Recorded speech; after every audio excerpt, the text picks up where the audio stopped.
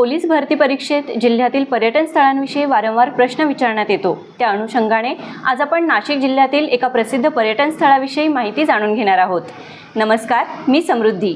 Infinity academy या YouTube चॅनलवर मी आपलं स्वागत करते। 7 जुलै 2024 रोजी झालेल्या नाशिक पोलीस शिपाई भरती परीक्षेत याबद्दल प्रश्न विचारण्यात आलेला होता। आंतरराष्ट्रीय विपश्यना केंद्र नाशिक जिल्ह्यात कोठे आहे असा हा प्रश्न होता। उत्तर आहे इगतपुरी। इगतपुरीमध्ये असलेले हे विपश्यना केंद्र आंतरराष्ट्रीय दर्जाचं असून या केंद्राचे नाव आहे धम्मगिरी विपश्यना केंद्र। नाशिकपासून सुमारे 45 किलोमीटर अंतरावर असलेलं आणि पश्चिम घाटात वसलेलं हे शहर निसर्गरम्य असं आहे। पावसाळ्यात हे धुक्यानं वेढलं जातं, त्यामुळे इगतपुरीला धुक्याचं शहर, फॉग सिटी असंही म्हणतात। याची स्थापना 1976 मध्ये गोयंका गुरुजी यांनी केली। जगातील सर्वात मोठ्या विपश्यना केंद्रांपैकी एक हे आहे।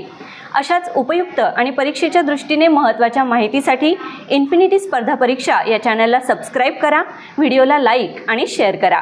धन्यवाद।